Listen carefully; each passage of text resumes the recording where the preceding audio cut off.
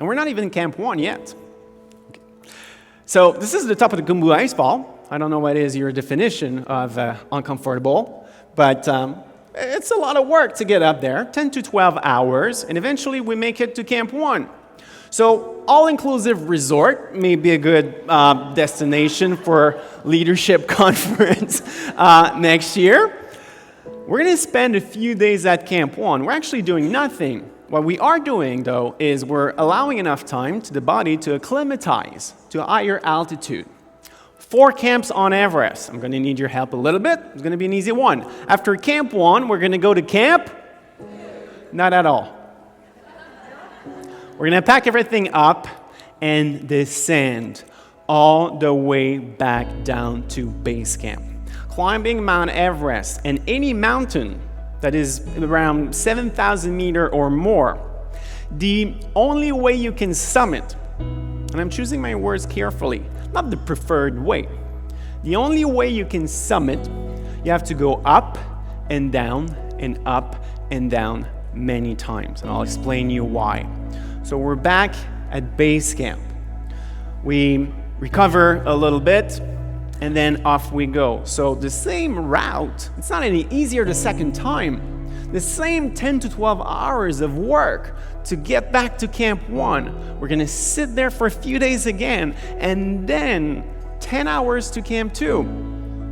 And from Camp 2, after about a week, we're going to go to Camp 1? Not at all. All the way down to base camp. And we're going to do this again. So things are getting pretty serious now. And as you can see, days and weeks are going by. Camp 3. On the summit bid, this is where you go on oxygen. This is not the summit bid.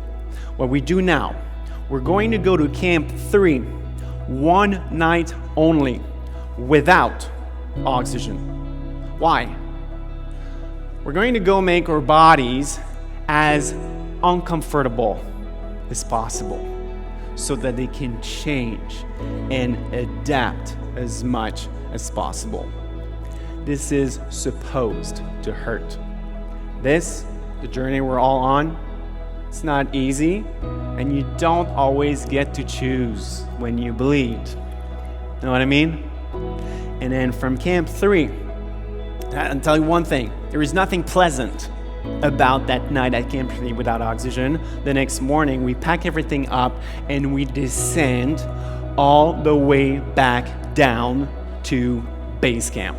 And this is the part of the talk that's a lot more depressing than inspiring.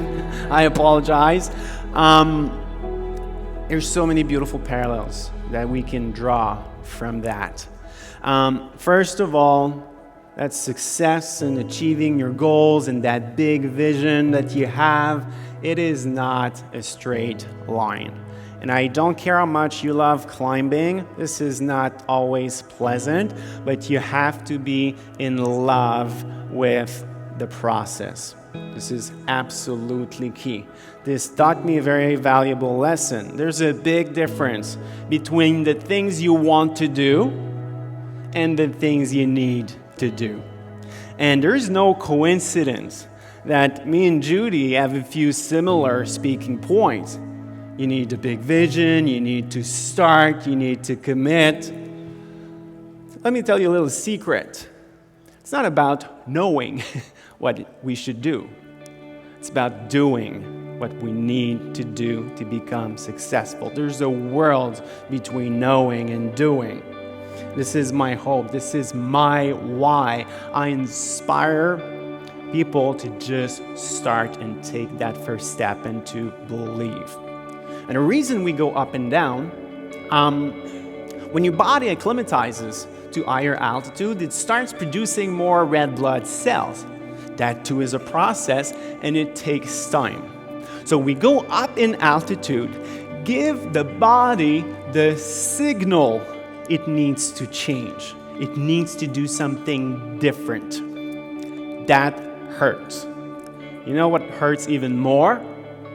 When the signal you should do something different comes from the environment. That hurts even more. When the signal comes from your competition, that hurts a lot. When the signal you need to do something different comes from your clients, that's what hurts the most. Want to be successful? You need to be proactive. Commit to continuous learning. You don't learn and change and adapt to catch up. You do it so that you can lead, dictate the pace. As an athlete, I know I got a little faster over the years. When you can dictate the pace, you can decide who suffers when and how. This is how you win. And the first time Mount Everest was successfully climbed, mid-50s, until they did it this way, it never worked. So imagine being in your tent at Camp 3, mid-50s. It's not even called Camp 3 at the time. You're just with the team who's made it at the highest point so far. You're incredibly proud. And that evening, in your tent, someone goes, "Hey team, tomorrow morning, how about," and you're this close, right? "Tomorrow morning, how about we just back everything up and go back to base camp?" Can you imagine how counterintuitive this must have been? It was the route to the summit. You must learn to take decisions that are counterintuitive. Another way to phrase this, decisions that are future-based. Where's the goal and what are the new actions needed to accomplish that vision? Meaning, you're going to need to stop doing a lot of things. You're going to have to start doing different things as well. This is easier said than done because we have our habits and our beliefs. But again, this is how I started the talk. You change the story, you change the beliefs, you give yourself permission to succeed, and then taking those actions is a lot easier.